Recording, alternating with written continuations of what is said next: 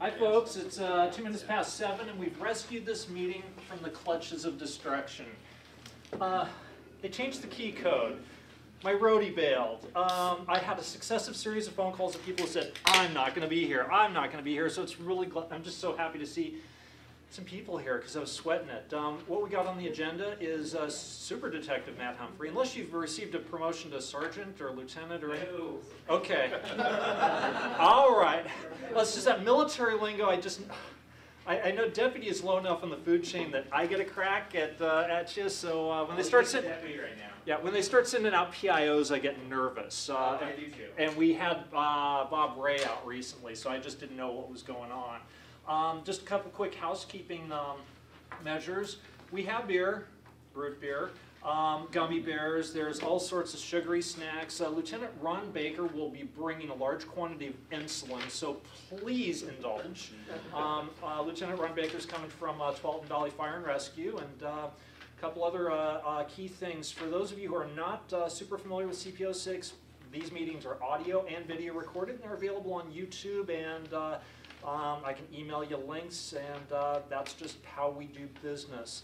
I need to ask a favor, and that is if you feel like it, you can come a little bit closer.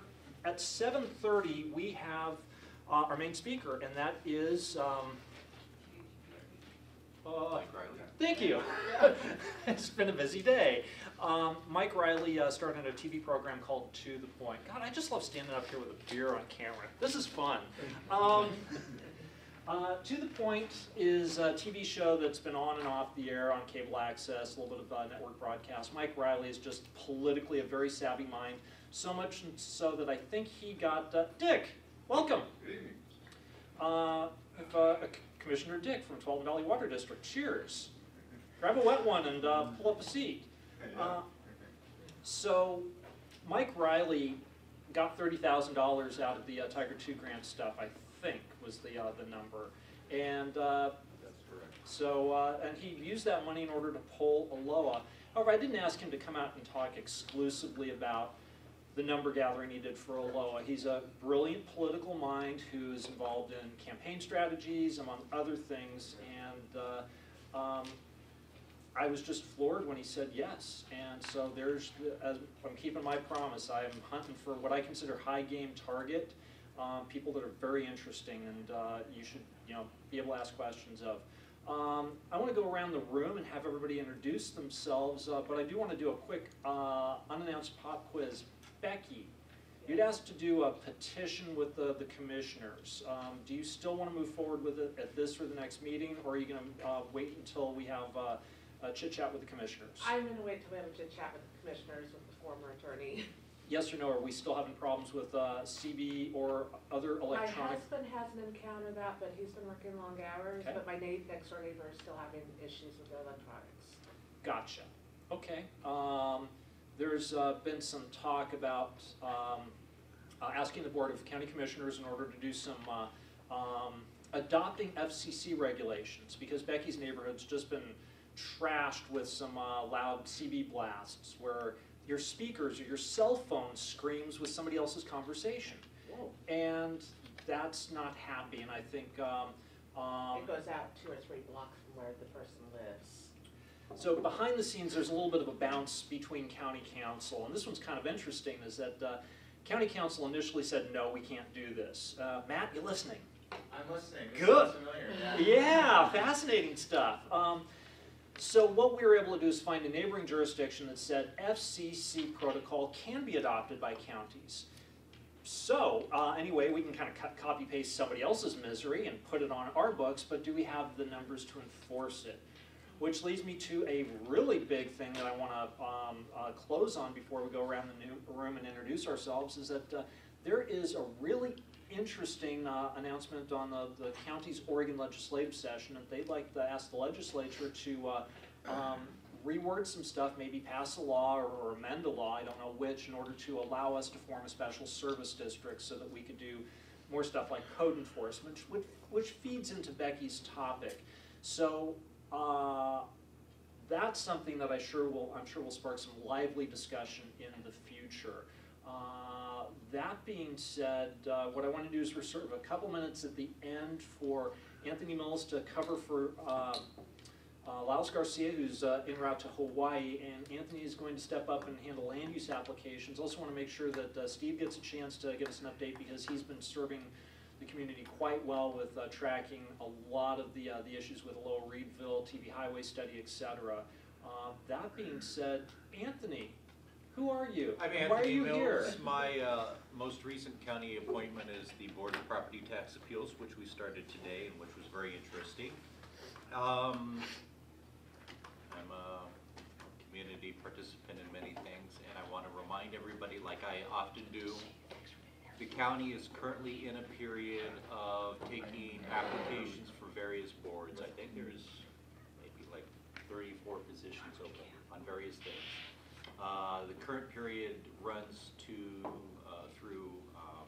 February 19th. So go to the county's website and find something that looks good and apply for it. Many of them lack strong people that are applying. Some have lots of people applying, others have very few, if any. So it often is very easy to get on some of them. So 2-page application, very easy, and so I encourage everybody to do that if you're not already doing many other things. Dick Cartwright, business person. I have a design engineering manufacturing firm. We manufacture force fast attack vehicles for spec ops teams. A lot of our stuff's in Afghanistan right now. It's high altitude attack vehicles and high altitude extraction vehicles. We pull wounded soldiers out and get them to Chinook helicopters and so forth, and make fire apparatus and all kinds of crazy things. Work a lot with SEALs, spec ops, SEER teams, Rangers, Delta Forces, so on, so on, so on, so on. Crazy stuff.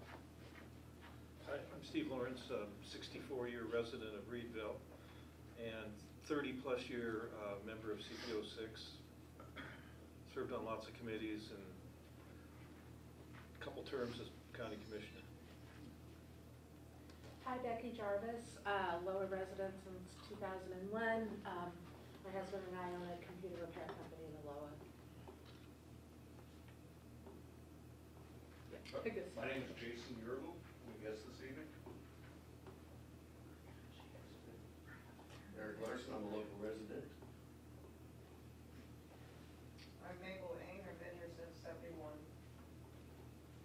My name's Sandy Watson, and I've been here for 41 years. Harris Stackman, I'm just a local resident, interested in what's going on in the area.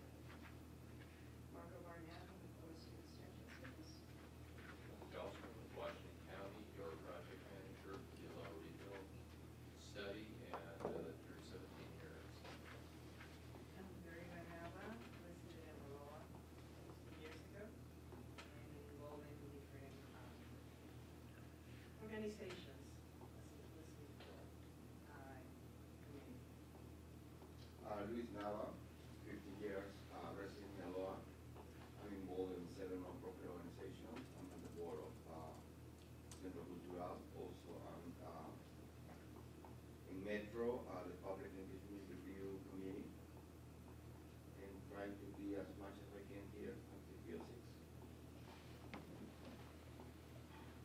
Oh.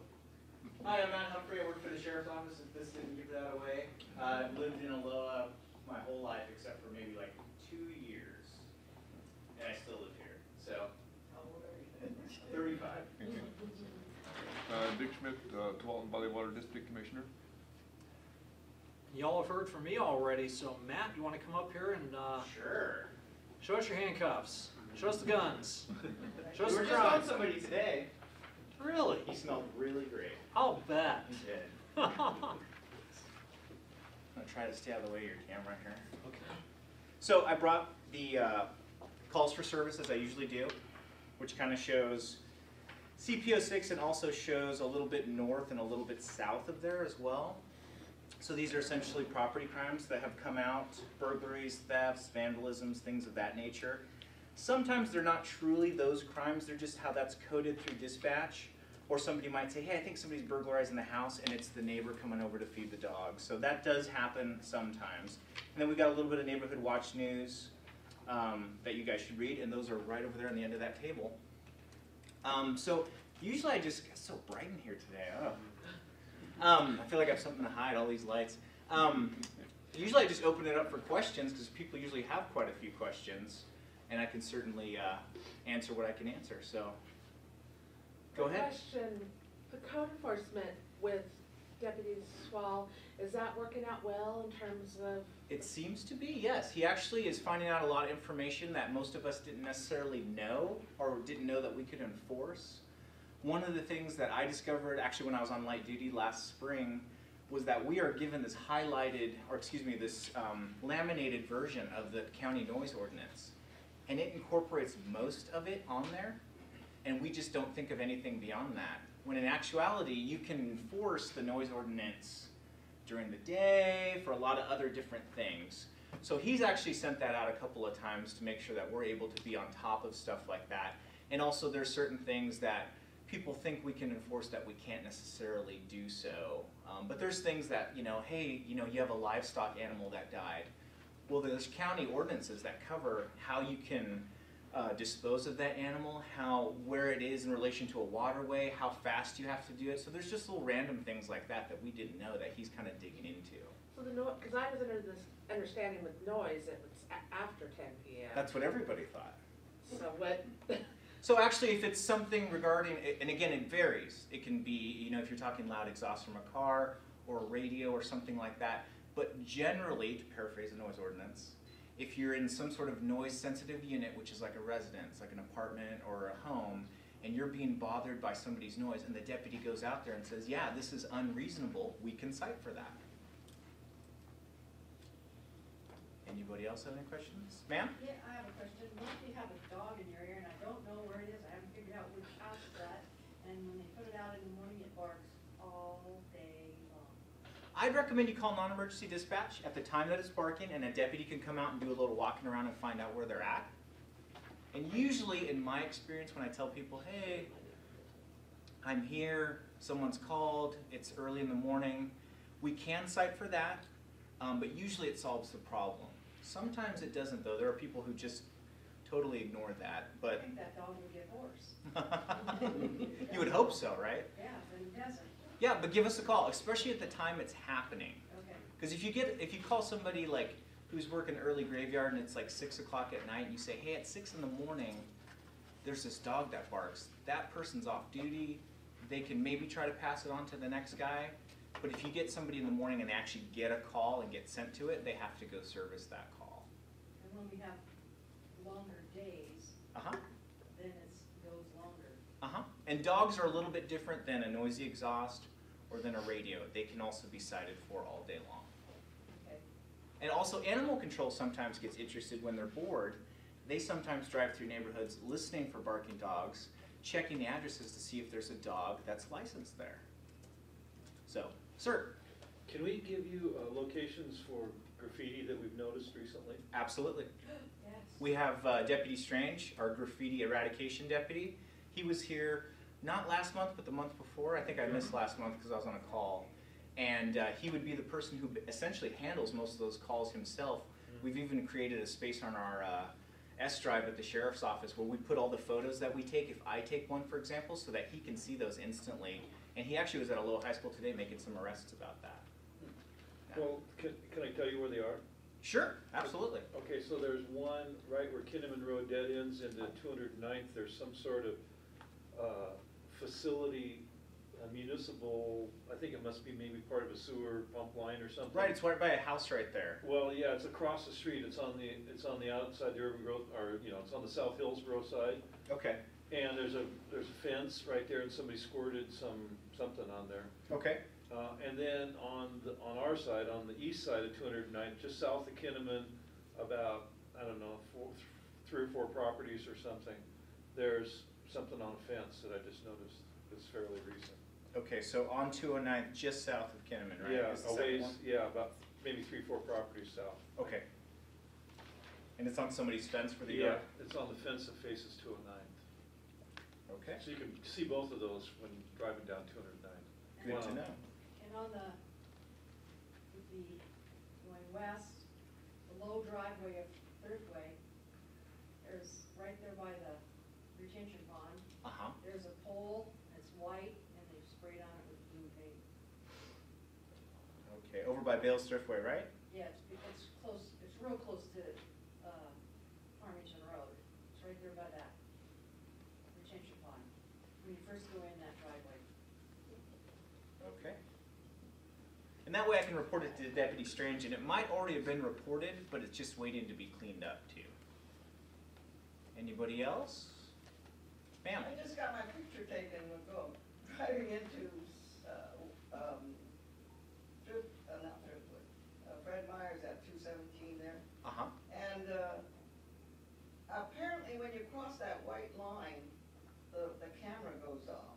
Okay. The walkway of white line. So I was able to stop and back up, but I was wondering if I'm gonna get a citation. Well, that would be the city of Beaverton. The sheriff's office doesn't use any kind of photo cameras or anything like that. The only thing we have are reader boards that tell you how fast you're going in a neighborhood. So the city of Beaverton, I would imagine, because I'm one of those people, is probably going to cite you for that. You'll probably get a citation in the mail for fail to obey a traffic control device, if I'm understanding what you're saying correctly. To back up, you don't get away with it. No, it's not like a redo where you wipe the slate clean, unfortunately. You can go to court, though, and have your day in court and explain what happened to the judge. Okay. Anybody else have anything? Go ahead, sir. So what happens if you catch a graffiti guy? You slap him in the head or say, go home? So one of the first calls I was ever on when I first got hired at the sheriff's office, actually I hadn't even been hired yet, I was a reserve for the sheriff's office, so I was a volunteer. And there's a guy, he caught a kid spraying graffiti on his fence, and he decided it was a good idea to hit that kid in the head with a baseball bat. And so that guy went to jail, and the kid went to the hospital with serious physical injury. So I have no doubt that that guy was charged with assault in the second degree, a felony. So I wouldn't strike anybody. We don't really use a lot of violence to prevent any kind of property crimes. I have no problem with somebody getting sprayed by a hose, or getting yelled at, or you using reasonable force to protect your property. But we are just a phone call away. We've got these nice little uniforms we like to show off and these fancy cars that we like to drive fast, and we would be happy to respond. But you certainly can use reasonable force to protect yourself and protect your property. Just remember that some of the people that we encounter in this area or in any area in Washington County and Oregon or the United States for that matter are not people that think like you and I do. They are people who would have no problems resorting to violence very quickly because they don't want to go back to some place they just got released from, or because they're drunk, or they're high, or they're part of a gang, and part of their initiation is hurting or killing somebody. So just keep that in mind. Anybody else? Even just little random questions? Eric's always got one. I do. I got several. I'm going to hit you with rapid fire ones. So Oh, no. cut me off, folks, with when my questions annoy the rest of us with a raised hand. Jail capacity. Okay. Oh, I can play that game. While you weren't looking, Oh, no. you got tweeted. A picture of you is now live on If I knew what that was, I might be insulted. Then I'm let me cut to my question. Jail, please. Am I going there? Yes. Yes. Capacity. Are we maxed out? Or are there rooms in the big house for the bad people? So I don't work in the jail division. But you take people there. I do take people there, and as I understand, the jail is always at capacity. Okay. Always. So we release people, we essentially matrix people, where we say, how long have you lived in Oregon? Do you have a residence? Do you have a job? Are you married? Do you have somebody who's at home that is responsible for you? What kind of crime have you committed? What kind of crimes have you committed in the past? And have you been in the jail before? And what level of security risk were you then? So if I go ahead and I arrest Eric, and he was spray painting your fence today, and he's never been arrested for anything else, my bet, not working in the jail division, is he's probably going to be cut loose in probably 4 or 5 hours. He'll be cut right back out. Out you go. Doesn't have to bail out or anything, so that they can get somebody else who just committed sex abuse for the 3rd time and keep him there and actually keep him in a pod. So that happens on a daily basis. We take these people who are very low-level people, knock them back out, and then of course we have people who are there for other huge crimes that are eventually going to move on to prison after their trials, and they're held there the whole time. So yeah, we're usually always at capacity. My follow-up question is, across the street is 12,000 new people, 12,000 new households? Potentially. Potentially, and then even more, and I keep on hearing squishy numbers, so if we're at capacity now, do we have plans on the drawing board for a new jail? Because not everybody coming in across the street is going to be an angel. Well, I know that a few years ago, before the economy kind of went, this was supposed to get built up, and we were supposed to have thousands of new residents, and everybody was kind of preparing for that. And I know the sheriff's office was thinking, well, maybe we could put another story or two on the jail, keep our existing property, and then I think they were talking about maybe the rest of the patrol division moving to another location in unincorporated Washington County, and that would essentially just be a jail and a place where maybe the West End deputies that work out in banks and timber would go out of after briefing. I think that totally went off the table when this basically said, we're not building anything right now. But now that that's kind of come back up, I think ideas like that are going to come back. Okay. I've heard that a couple times.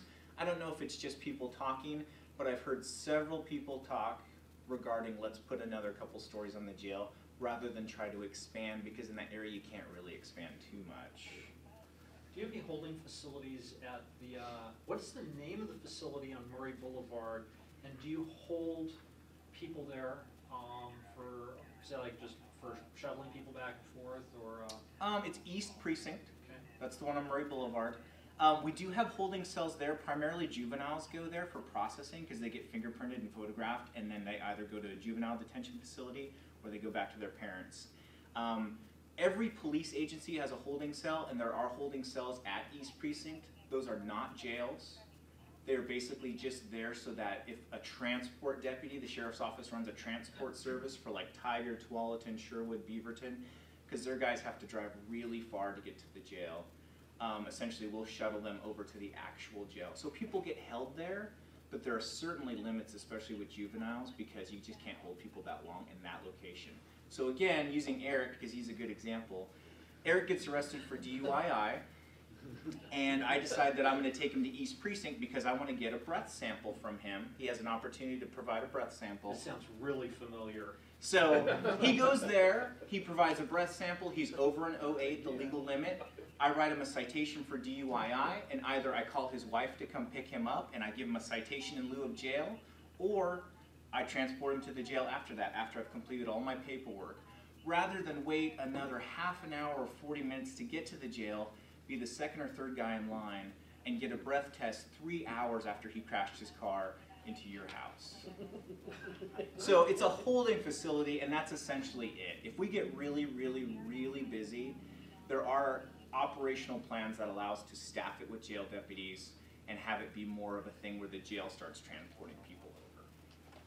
That would be in a natural disaster type situation. Gotcha. Speaking of natural disasters, you guys do some great planning and community outreach. One of which is, do we have a Citizen Academy coming up soon? We do have a Citizen Academy. I don't know what day it starts. The Reserve Academy, I believe, has already started for volunteer deputies, but the Citizens Academy, I'm not sure when it's starting. It is very soon, though. Okay. I got a tough question for you. You can decline to answer it if you want. Always a tough question. Okay. I'm going to tell you that up front. One of the things this group is really concerned with, and I'm going to kind of speak up so everybody can hear this one, is TV highway capacity. And Martin, welcome. TV highway capacity, well, I've heard other deputies say a couple years ago we were at 136% of design capacity. And it's busy. I'd like to know first what your opinion is do you even find it safe to pull people over? And the follow-up question is, what's your enforcement perspective? Is this is it moving too slow to write speeding tickets, or is this more of just crash and respond? How do you treat TV highway when you're policing TV highway? TV highway's tough. During rush hour, most deputies tend to avoid it. So we're using the back roads. We're using Blanton. We're using Alexander. We're using Shaw, 198th, 209th, just to get places because it's backed up. Speeders, yeah, sure. After 8, 9, 10 o'clock at night, absolutely, there are speeders going down TV Highway. It's not as much of a problem as you would think. It's probably one of the least written sites on that road. Generally, I'll be honest, during rush hour, I don't really enforce traffic on TV Highway. It's not real practical. And the perception, I think, to the citizens when I'm blocking an entire lane to pull somebody over is probably anger. So I'm gonna get some rocks in the back of my head or something one day. So I generally try to avoid that during the heavy rush hour portion of the day, but other parts of the day I do all kinds of traffic enforcement on there. A lot of it's not moving violations, it could be just some physical equipment thing. Ma'am? I just wanted to give you the date on the academy. Oh, wonderful. Since you weren't sure of that, it's March 26th. March 26th, okay. Some people are interested in that. I don't know about any plans or any capacity for TV Highway. I've never been quoted anything regarding that. But for enforcement, in terms of crashes, we do get crashes on TV Highway. We get crashes in TV Highway in Aloha probably more than any other road, just simply because that's where most of the traffic flow is. Generally, they're pretty low speed crashes, and a lot of them, especially in the evening, are vehicle versus pedestrian. And a lot of times, it is the pedestrian's fault. They're not crossing out the crosswalks, they're wearing dark clothing, they're not looking out for the vehicles that have right-of-way. Generally, those people are not very badly injured, but it is an issue. Sir? I had a couple questions. One, I've always wanted to ask is, I noticed that some people pull off of, like when they're being pulled over by an officer, they'll pull over into a parking lot. Oh, Instead of pulling over to the, just pulling over, they'll pull in the next driveway. So they'll get out of the travel lane. Is that acceptable with an officer?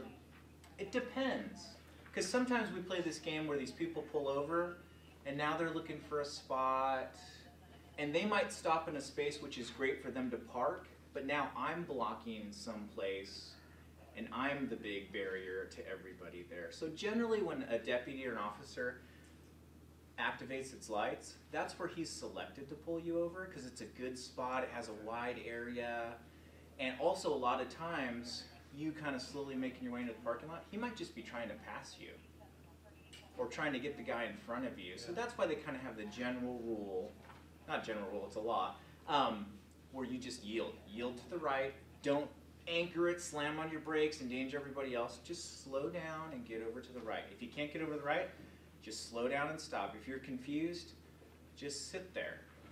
Okay.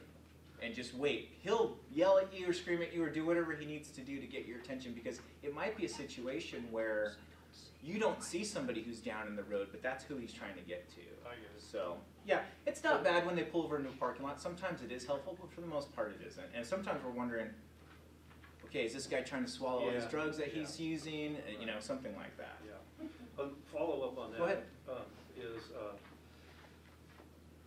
I'm on the TV Highway Corridor Plan Committee group, CAC, the citizen part of it, and we're going through this process, and for the whole design of Aloha also, going through this process of deciding, or maybe it's already been decided, but where to put street landscape. And in the past, the county has had a policy of putting the sidewalk next to the curb and putting the landscape on the property side, the private property side of the sidewalk.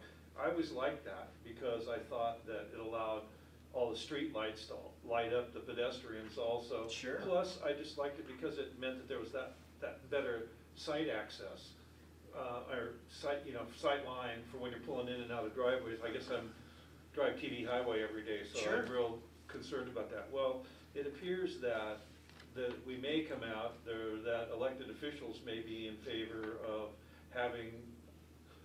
tearing out the sidewalk and putting in a planter strip adjacent to the curb, and then rebuilding a sidewalk back on the back of that, and putting those trees in the line of sight.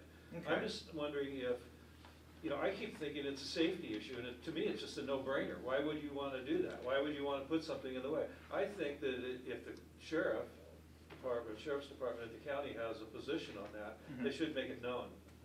Interesting. Because they're the ones who deal with the issue of accidents, and, you know, around, on TD Highway, I noticed the turning accidents are often, even the pedestrian ones are often because you can't see what's going on between a turn and a person walking, or a turn in a car, or whatever.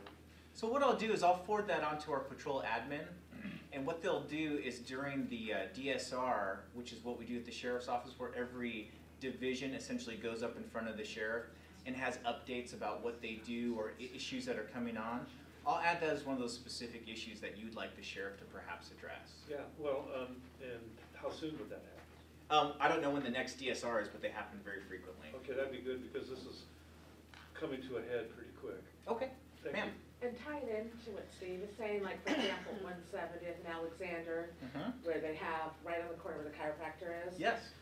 They have the sidewalk and then the shrubbery. During the summertime, that shrubbery gets up to 5 or 6 feet, and if you're turning right, you can't see. So every Sure. summer, because no one maintains it, I go out and I chop it down, because it is, like what Steve's saying, you can't see, Yeah, because it there's kind an of curves obstruction on there. 170th. Well, Okay, good to know. I live off 170th on Rosa Place, just south of Farmington. And since when they widened Farmington, it's the private property, the sidewalk, and then a buffer with trees. And I pull up to 170 and I can't see nothing down that street. Just do what I do, I take my clippers and. Yeah, you know, and not only that, since that road has been widened, traffic uses it for a race course. Yes, I It's was not, gonna say that. For they're not Farmington or going for 35. 170th? 170th, Okay. Yeah, they're not going 35. no, They're rolling. and they go And across then Farmington and go. between that and not being able to see the street because of the trees, it's a dicey deal. Interesting. Okay. Very interesting. I like this perspective. Anybody else have anything? Sir? So clarification, this goes back to your comment about pedestrian auto accidents or collisions on TV highway with mid-block crossings. Yet TriMet has posted transit stops mid-block over these extremely long, mile-long blocks.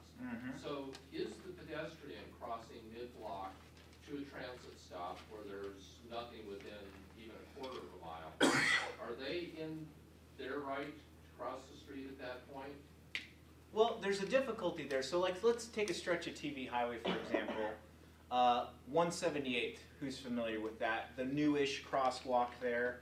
That was put in because there's a lot of pedestrian versus vehicle crashes. There's no really place for anybody to go there except the TriMet stop. But people use it as a passover to the railroad property, which is trespassing. Just going over the railroad tracks is trespassing. The railroad has asked the sheriff's office on numerous occasions to prosecute anybody who goes on railroad property. Yet we've set up a crosswalk that allows people, because we know that people use that, and they use it to access the neighborhoods off Shaw. They're not necessarily going to the TriMet stops, they're accessing that entire series of apartment buildings and houses that are along Shaw and Blanton, because it's an excellent way to get across. So that's been my experience, asking people, what are you doing, where are you headed to? Sometimes the people are drunk and they're not headed anywhere except from 7-Eleven. But other times they're accessing that huge residential area on TV highway. Yeah, but there are numerous residential areas that if you're bus dependent, if you're transit dependent, one way or another, you have to cross TV highway. Absolutely. And it may be somewhere between, say, 209th and Brookwood, where there are no designated crosswalks, there are no obvious or logistical street crossings. So does the pedestrian have the right to cross mid-block to get to a transit stop? They're not going across the road. Yes, there's no jaywalking statute in Oregon. Okay. So essentially there is a statute that says if you're within a certain distance of a crosswalk, though, you're required to use it. It's a reasonable distance, and I can't think of it off the top of my head, but it's not a quarter mile or an eighth of a mile. It's something like probably like 100 yards. So if you're talking about somebody who is there at 178th or something, or even at one of the intersections, say at 170th and TV highway, and there's an obvious crosswalk, they're required to use that crosswalk. But there are long stretches where there is no... True, and there's nothing to keep you from crossing the road there. However, you have to use your due diligence in crossing, meaning you do not have the right of way, the vehicles do. And there's can be sometimes a long period of time before you get enough space where you can actually safely cross. It is still, the onus is on you as a pedestrian to make that safe crossing. That's what I wanted to hear. Thank you. Time. In order to prevent arrest of everybody in the room, I compel you to give Matt Humphrey some applause. Thank you, sir. Absolutely. You always do a great job. And Ron Baker. Come on up, Ron. I want to acknowledge somebody who snuck into the room, and it's not Lieutenant Ron Baker. It is Lieutenant Ron Baker, isn't it? Yeah. Come on up here. But while I'm buying you a few seconds to do that, Martin Granum and also Anthony Mills serve on ERMDAC, and I also want to publicly acknowledge I picked a fight and seem to have won with your chair of ERMDAC last night at the TSP update, which is kind of funny. I said that I didn't like your YouTube video. So anyway, I don't think there's any blowback, but I want to thank you both for serving on that. Very briefly, we're going to get a quick update from Ron Baker, who, as a firefighter, saves the day. And he saved the day for this meeting because they changed the code on me and I couldn't get in.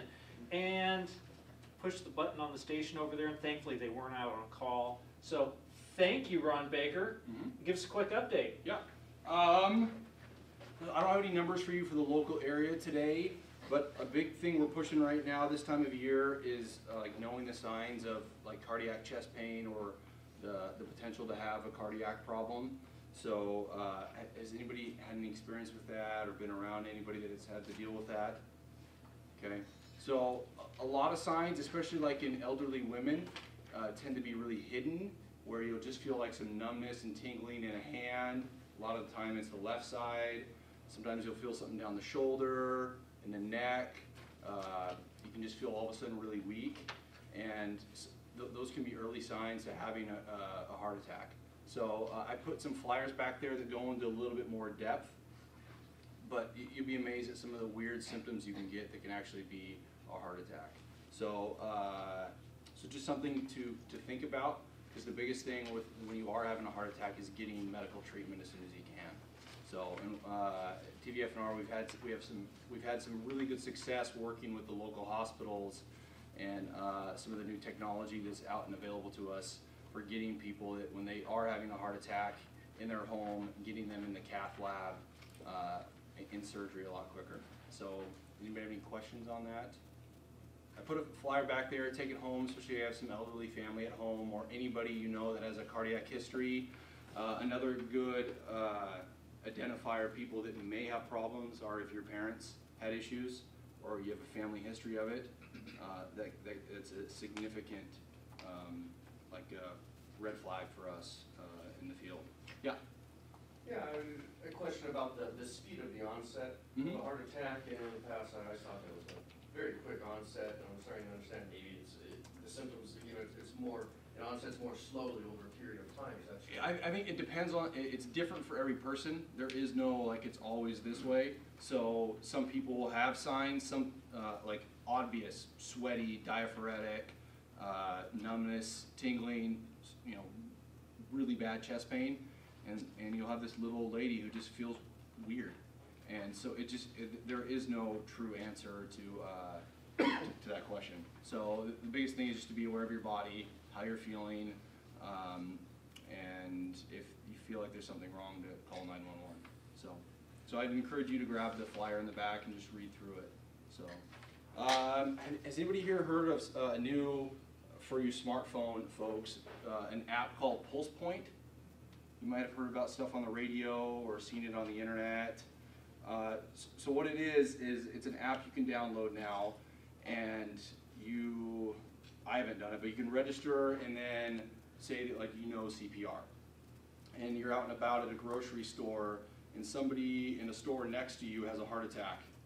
You'll get a ping on your phone saying that there is a cardiac arrest at this location, there's an AED in the front of the building, and if you're available to go help and do CPR.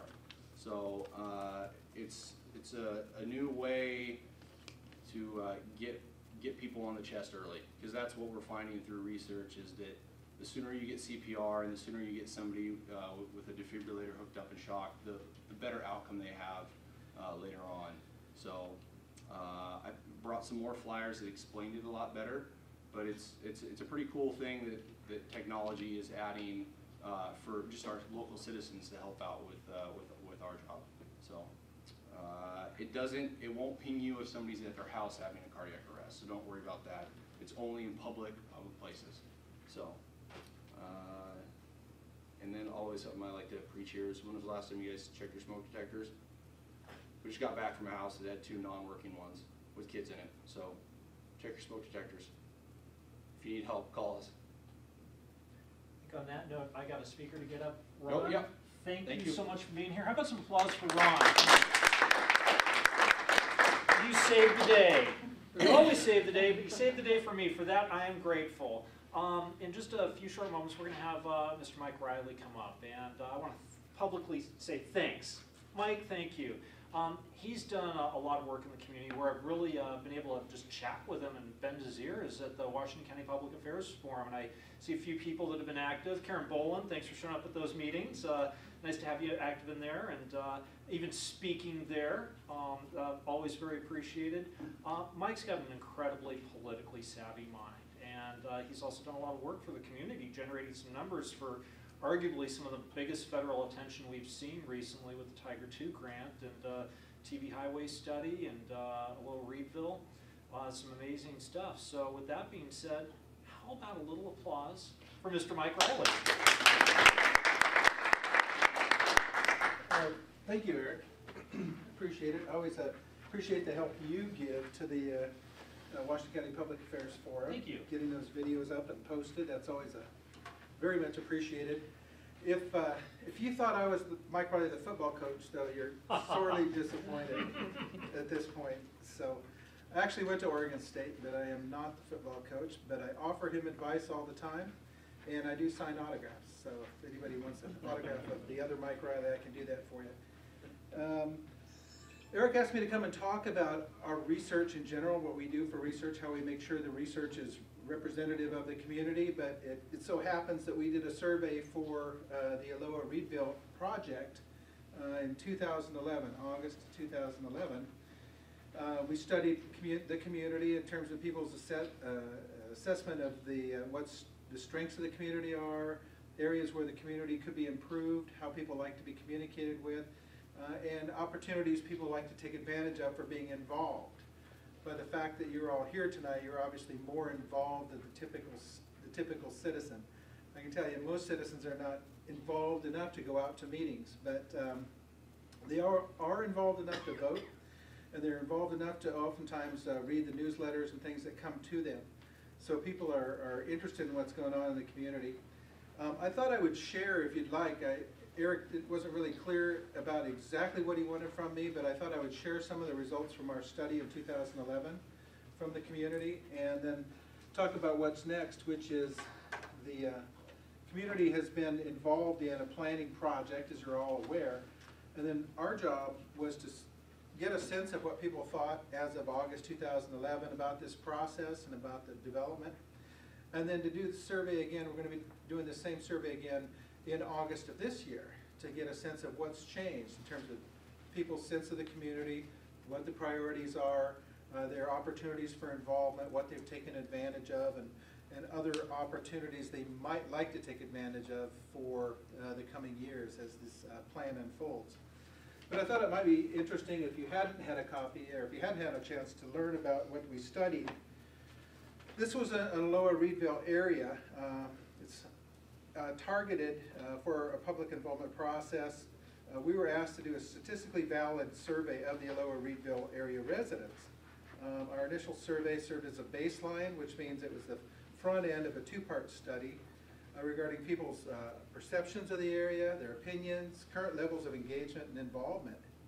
The primary goals of this survey were to better understand Aloha Reedville area's needs for development, the residents' perspectives, assess current levels of satisfaction with various aspects of the area, assess current levels of community involvement, develop a demographic profile. In other words, give some feedback to the county as to the nature of the folks who live here, the characteristics, what's important to them, and then utilize that information to assess changes and trends after 2 years, see how that was going. So We worked with members of the county as well as the Public Involvement Committee to develop the baseline survey.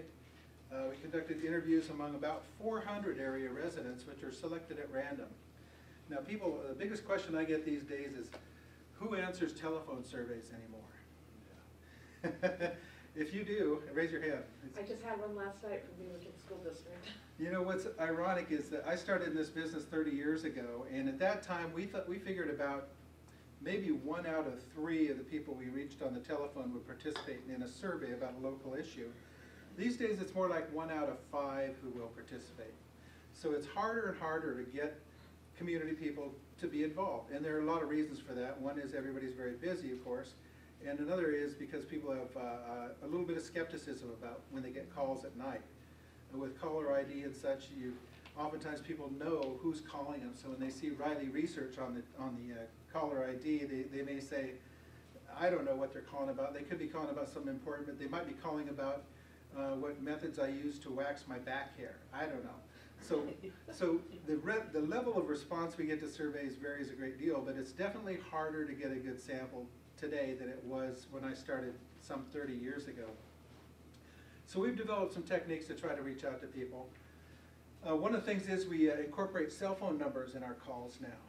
We've actually found it's actually gotten a little bit easier lately with the development of the no-call list. I think there's a better chance that people think that we might be somebody who's legit as opposed to somebody selling vinyl siding.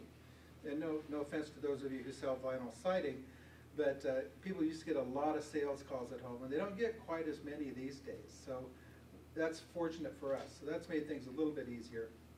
But we also try to do a good job of introducing the study in such a way that people sense that there's something in it for them. We identify ourselves, say we're calling on behalf of the Aloha Reedville community to find out your opinions about issues, what's coming up, what's going on. So if anybody has any sense at all of the community and has a connection to the community, we're hoping that you might be just a little bit tempted to at least hear us out and find out what the survey is about. And we found that tends to be the case. Also, as I mentioned, we do integrate cell phone numbers, because nowadays so many people have no phone line at home, they just have their cell phone. So, and it's because nowadays, if you only have a cell phone, you've got to use that number when you fill out an application, when you sign up for credit, when you get a mortgage and so forth. So these days, we not only have home landline numbers, we also have cell phone numbers. And over the last several years, we found we really have to include cell numbers in our outbound call list too, or we leave out a large part of the community. That's especially the case with people who tend to be mobile, people who haven't been in their homes for a long period of time, or who tend to be younger. And so the use of cell phones has been an important breakthrough, I think, and a way for us to stay connected to the community and reach out to a good cross-section of the community. The other thing we do is we don't assume that once we've gotten to 400 telephone calls, and we've entered 400 people, we don't assume that's necessarily a good representative sample of the community. So what we do is we can get census information for this very region. And we'll pull up that data, and it says, oh, the percentage of people who are male should be this, and female should be that. People of various income groups should be represented. People of different age groups should be represented. And we can use the census data to make sure that the sample that we've collected is a good representation of the community that we're trying to poll in terms of areas, things such as ethnicity. So we use all those techniques to make sure that the sample we've pulled at the end of the day really does look like the public. It's got the characteristics of the people in that community. We surveyed people only within that community, and then we've made sure that the sample that we've acquired really does look like that community in terms of the census and the demographic characteristics of the people. Does that make sense? Anybody have any questions about the way in which we collect our samples? I got one. Yeah. Do you do any electronic gathering, say like email forms, or Twitter or Facebook? Online polls? Yeah, online polls. Sometimes we do, when it's called for. For instance, if we're doing work for a membership organization, for example, we've done work for YMCA, we've done work for various other organizations that have members, people pay to belong, health clubs and those kinds of things. If we have a good email list of the participants, we will recommend an online survey because that's an easier way for people to respond. You can respond in your own time, you can start the survey, go take something off the stove, come back to it later. It's an easier way to respond. So we do use online resources, and sometimes we'll even post a copy of an online version of a survey that we're doing where people can find it and go online and participate if they want to. Difference though is our outreach to people in a random fashion is what we refer to as a scientific type process. In other words, we're using a random sampling technique to reach out to you and to try to twist your arm and convince you to participate, give you a good reason to participate. The online survey, the challenge with that is that it's self-selected. The people themselves decide whether or not they want to participate in the survey. So it is a little bit more prone to bias in the sense if you've got an axe to grind, or if you feel really good about the county and really good about the way things are going, you might be more inclined to participate in that survey. So we sometimes call those online surveys that are self-selected, we'll call them squeaky wheel polls, because it's the people who want to weigh in that tended to be representative, and it's not necessarily as representative of the broader community as a telephone outreach. Yes, sir. I have a question about selecting people for a survey. I'm not sure, maybe this isn't the right time, maybe you want to wait on this, but and I understand that the survey for the Aloha Reedville process was kind of to be a survey of residents of the area. I had this idea though that another group of people that maybe we might want to get an idea about something about their ideas about our community, particularly the transportation thing, would be the people that daily are waiting in lines to get across TV Highway like 209th, 198th. I mean, they're half-mile-long traffic jams every morning. It'd be easy to walk along there and just hand people a survey, and you may or may not get. I mean, I don't know if the information would be valid, or how that would fit into the whole logic of survey taking. But I just thought it would be interesting to get their take on what kinds of improvements they would like to see in the transportation, because we're not asking them, and they're daily users of our system. And that's a good point. We did a survey for regarding Highway 217 a few years ago, and we made a point of recruiting people and asking them if they ever used Highway 217 and where you used it and when you used it, so we could get people that didn't necessarily live in the area but were users of the traffic and transportation systems. That's not you could maybe put signs up along there, and get people to participate that way, instead of handing it to them. Well, I think the handout's a great idea. That's another technique of surveying that I didn't mention, which is what we call intercept surveys. It's going to where the people are that you're interested in. If indeed the commuters who are stuck in traffic is a particular audience of interest, there might not be a better way to reach them to walk out there in traffic and hand them a piece of paper with a link to an online survey. Yeah, we could get a lot of good information about where they live and, how often they use that route and what they think ought to be done to the route and those kinds of things. I mean, it'd be kind of a demographic that we can't get any other way. Yeah, I think that's true, especially to the extent that there are a lot of people that live outside the area, that are commuting into the area. That might be one of the better ways you could get to reach them. A lot of those commuters or travelers probably do live in the area, probably are represented in the survey, the telephone survey, but that would be a good way to reach people who are out of the area. My bet is a lot of them aren't. The majority of them aren't, but that's only one way to find out. Yeah, well, particularly the folks who work at Intel or some of the other high-tech or industrial firms in the area. And those wouldn't be that difficult to target either, and those employers might even be cooperative to help us. Right, that's another way to get at those people. Yeah. So I guess the answer to your question is that could be a very good audience, could be a good sample. What we'd recommend if we were reaching out to that sample is we'd want to ask some pretty important questions such as, where do you live? And then what are your characteristics, so we can compare their characteristics with those of the people in the area and say, yeah, that looks like a good representation of the commuter, or it doesn't. So we understand, at least if there are biases in the sample, we understand what those biases might be. Anyway, great idea. Are you selling cookies, Eric? I am, and I'm going to come up and give you one so you'll have crumbs on your face. And $4 a box, right? Work in the room, dude. Work in the room. I also did a little survey here at CPO6 a while back. Of this audience? Yeah, of this audience. About, I can't remember, like 15 people or so responded over a couple-month period.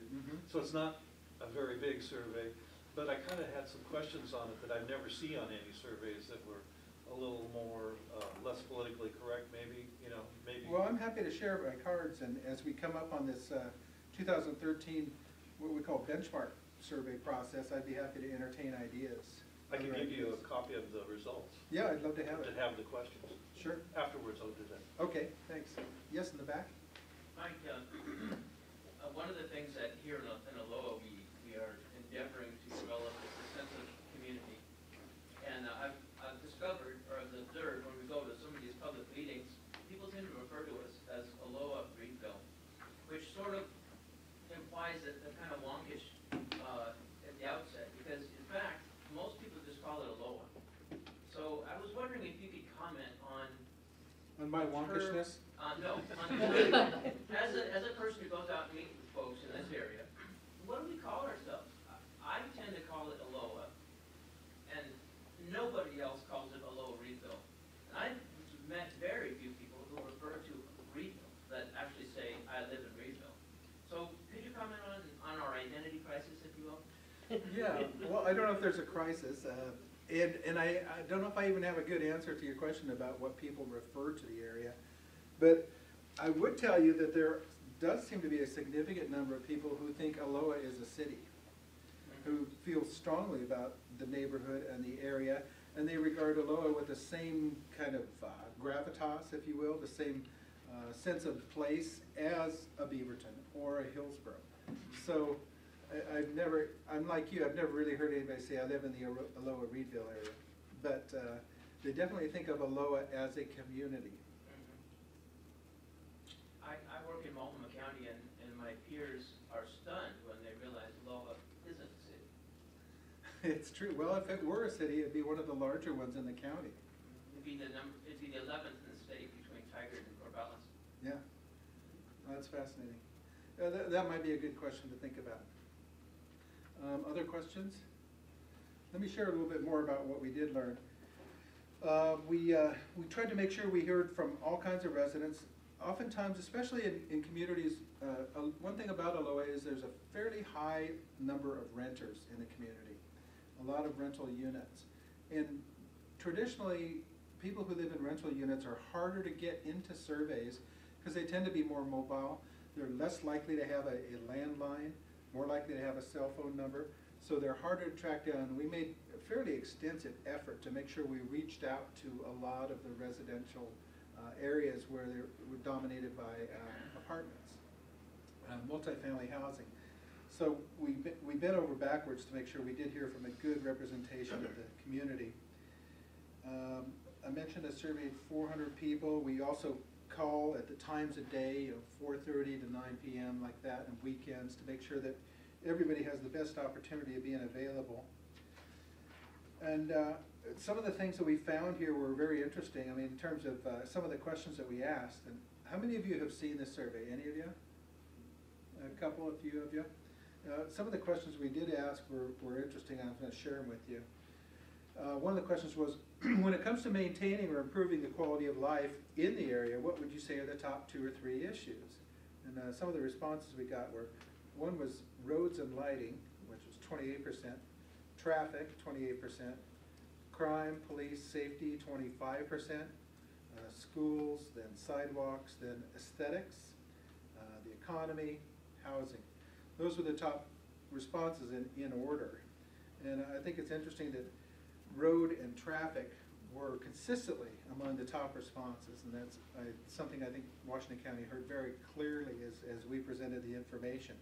Public safety, sidewalks often were in terms of transportation as well, because if you don't have sidewalks, if it's dangerous to walk on the streets, it's hard to get to a bus stop.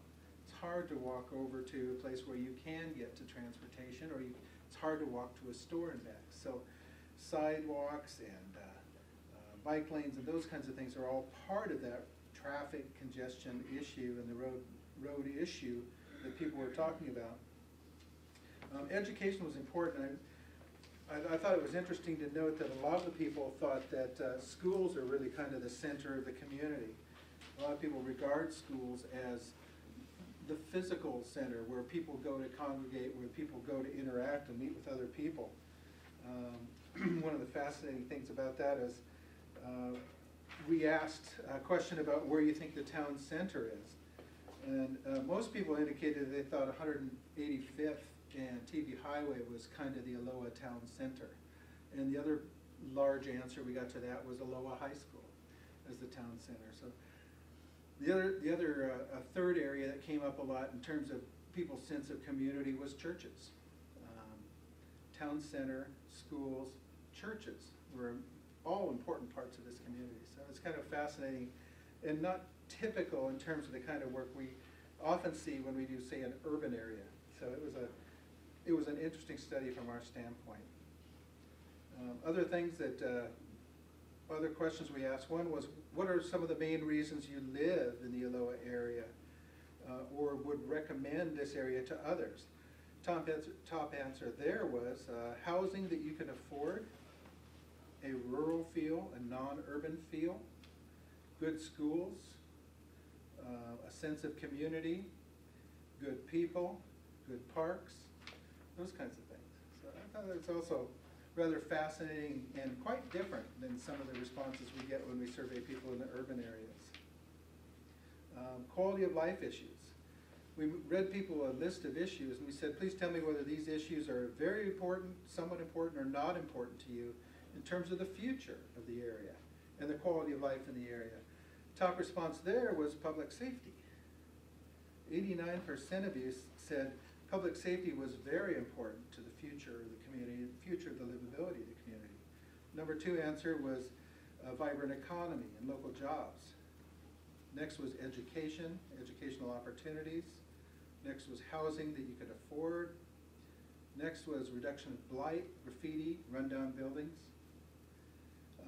Next one was safe pedestrian and bicycle access. The next one was reducing traffic congestion. Next was safe and convenient access to transit services. So you see several of those responses all had to do with traffic and transportation. Yes, sir. When I read the survey, when I saw the results of the survey months ago now, I was concerned that safety means different things to different people. And I just thought that it was that especially when I saw the previous question you talked about where transportation, traffic, and congestion were 1 and 2, that they ended up way down the list on that one, and safety was so high on that one. I'm thinking some of those people thought of safety as traffic safety. Yeah, but we read all of them to them.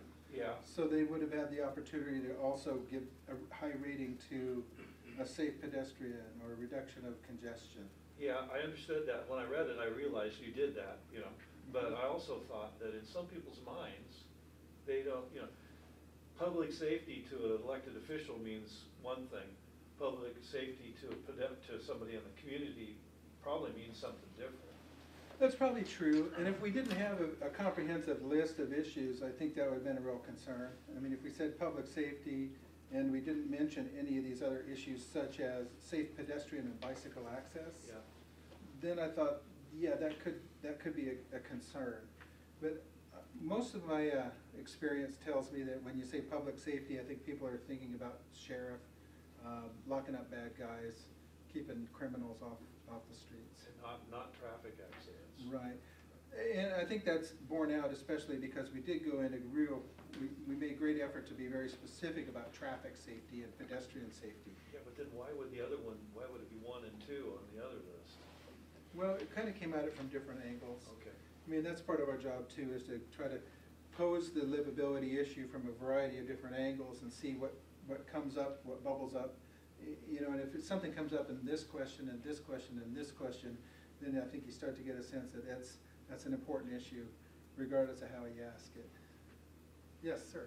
Would you get a sense, I kind of did, just from you speaking the answers, that people are satisfied with the complaints they had in the first part? They said we've got the issues of transportation, the issues of this, but then when you said what would you change in the future, you got their wish list, and then they're going up to safety as if, you know, I read it, continue a good quality of life. You know, we're not bad now, but we want to, we're concerned that it stays well, stays good. If you follow on questioning that? Well, I get your. Because the same question is why did the number ones change and flip there? Yeah. It's true that we did ask them, I mean, the difference between what are the things you like about Aloha today produce things like, I love the fact that I can afford the housing. I like the schools, I like the rural feel, the sense of community. So it's really a different question. But, and then again, like you say, when looking to the future, what do you want it to be? It's a fair debate to say, are they talking about we want to maintain a sense of public safety, or we want to increase the public safety? I think it's a legitimate question to ask which of those people meant, and I'm not sure I have the answer. But in their future, they're going to feel secure in their homes. I think that's the conclusion. Yes, sir, in the back? That's the way I interpreted the question. That is the way I answered it, is crime, from the crime standpoint, public safety. I wasn't concerned about the traffic safety. And I think that's how most people do. I would patrol to protect that. Yeah, I assume that's how most people responded to it.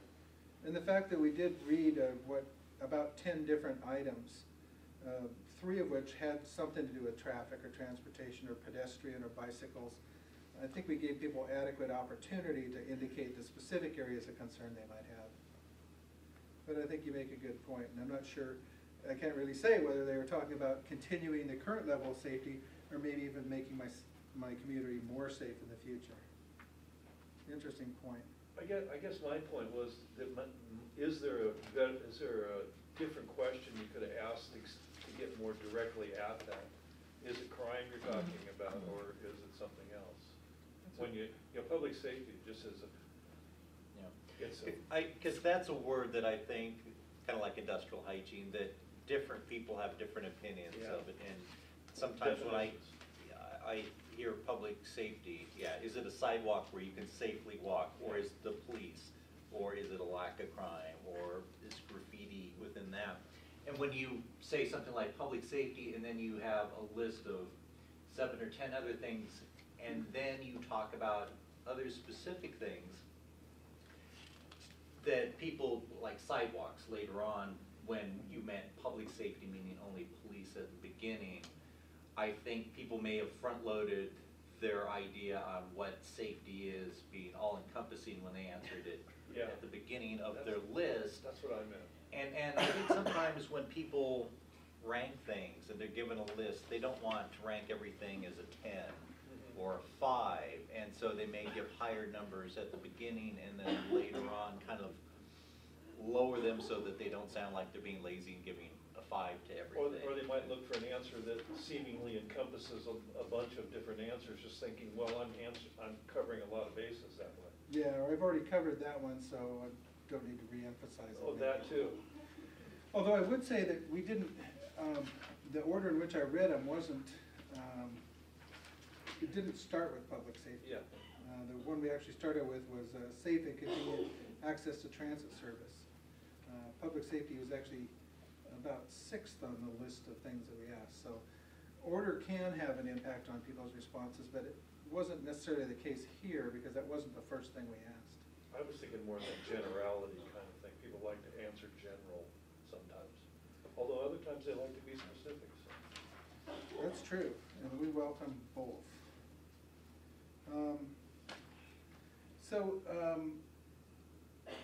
We did also, I mean, another part of our analysis is after we look at how people responded to each question, we also said, did it make a difference to young people or old people? Did it make a difference to people of color versus whites? Did it make a difference to women versus men? So it's part of our analysis to look at each one of those issues and report if, in fact, there's a significant difference between, say, how women responded to an issue and how men did, too. So that's also part of our analysis. And I know everybody potentially has access to this report. Mike, I would assume it's available online. It's been on the project website since you put it too.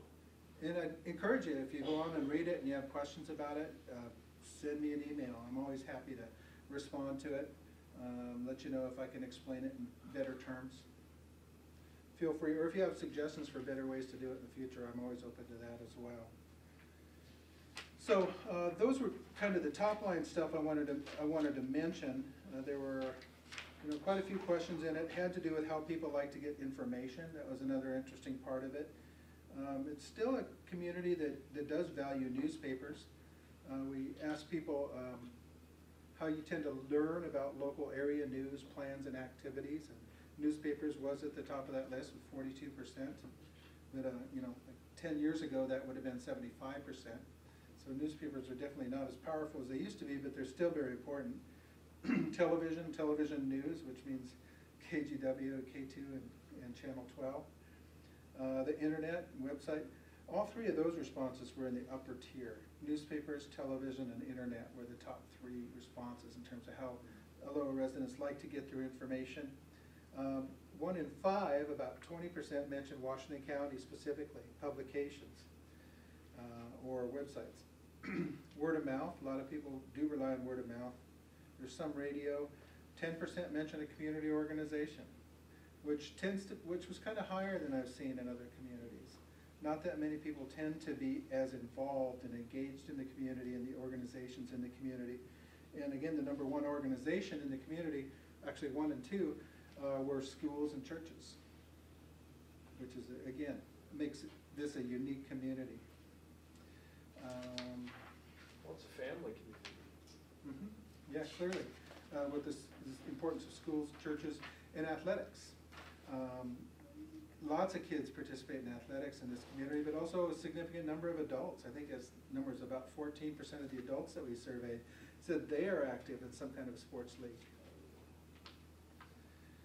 And if you're curious, the newspapers that were mentioned, the top mention was the Oregonian, followed by the Hillsboro Argus, then Beaverton Times. Those were the only significant ones. TV stations most popular in the area, Channel 8, KGW at 41%, closely followed by KPTV at 38%, then Coin at 36%, and K2 at 34%. The Spanish language channels came in at 15%.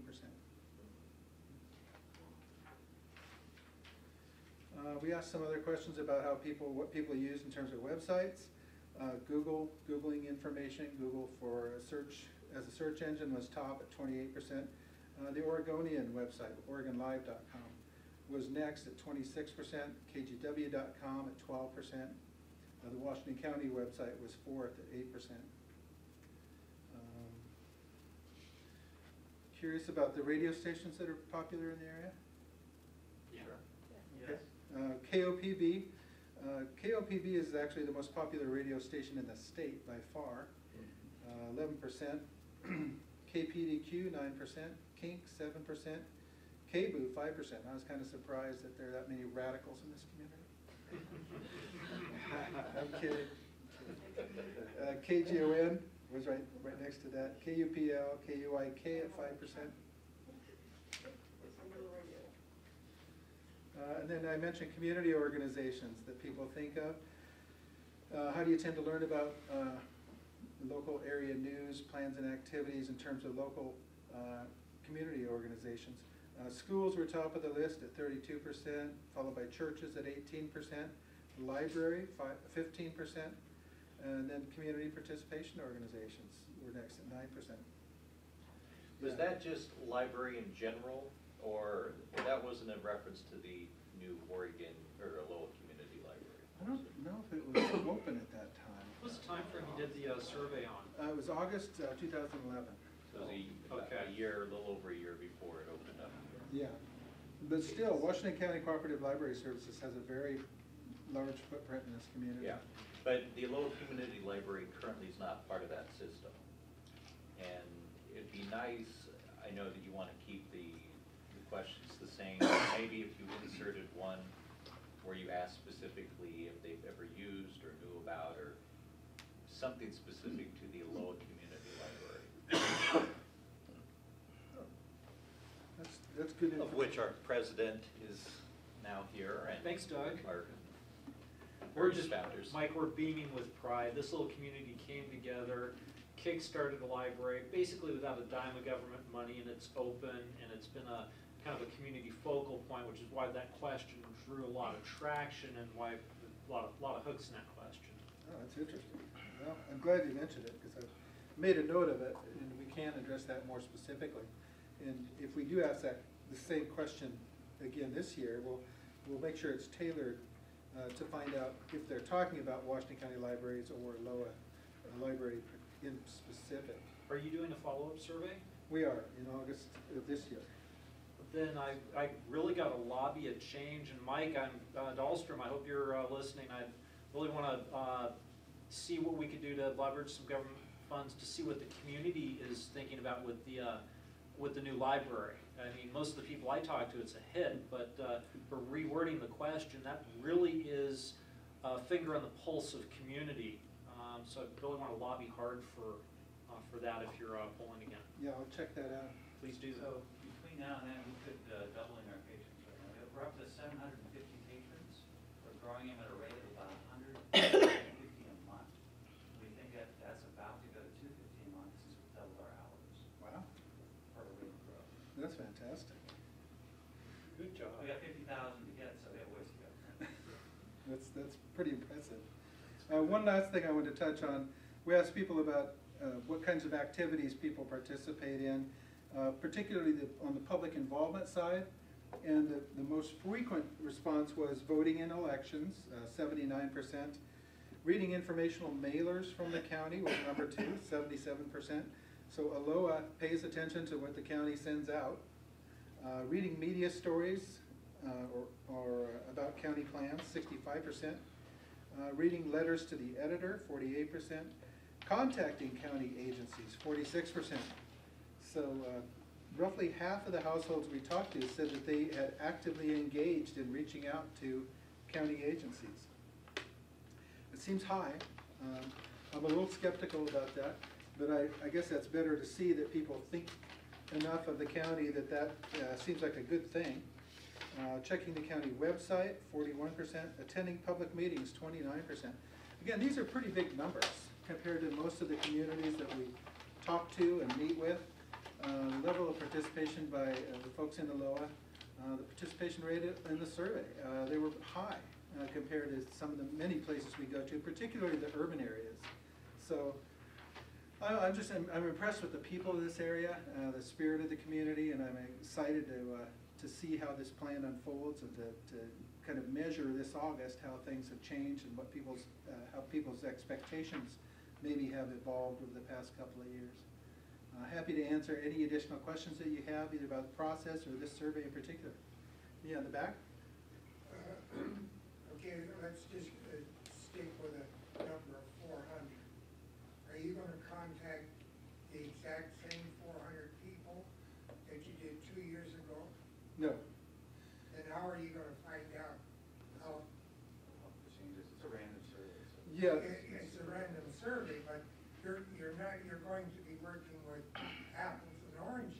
Not really. The reason why this works, the theory behind random sampling is the idea is that if you talk to the same people twice, your first interaction with them is going to taint them. If I went to the same group of people for the second survey, they've already heard from me. They've already heard what I'm interested in. And believe it or not, some of the discussions that we've had with them is going to affect how they look at media, how they look at communications from the county in the future. So you're really better off to start with a fresh random sample the second time around if you really want to see what's the average citizen in the community thinking. Because the first panel of people are going to be impacted by their participation in that first process, and they're going to be looking at things differently the second time around. And the reason why this works, though, and I get this question a lot, is, for example, we'll do a survey of 1,000 Americans and then try to predict what the presidential election is going to be like. And people say, how can you survey 1,000 people out of a country of 300-some million and claim to have any sense of what that larger population is thinking? Well, it's based on the theory of random sampling, which is like, if you imagine you've got a giant cauldron of stew, and inside that cauldron are potatoes, beef, there's gravy, there's carrots, there's peas, there's all kinds of things. If you take that cauldron and you blend it, you stir it up with a blender, and you basically turn it into a consistent, fully blended mix, then you can take a cup, you can draw one cup out of this giant cauldron, and the ingredients in that cup are going to be the exact same ingredients in the exact same proportion as they are in that giant cauldron. And that's the theory behind random sampling, and it really works. The theory is we're going to do our level best to reach out to a broad section of the community and invite people at random to participate. And as long as we are able to indeed get a good cross-section of the community, we can do a survey one time and do it again later, and both of those samples will be a good representation of that community. Does that make sense? I'm not sure if you agree with me, but at least you understand the theory behind it. It's what I call the blended cauldron theory. So how often are your 1,000 people correct in the poll? How accurate are you? Well, within the margin of error, we've had really good luck in our polling, and it really does work. And I'm somewhat my own big skeptic because I've seen the participation rates go down over time, so it's made me a little bit skeptical about how that's working.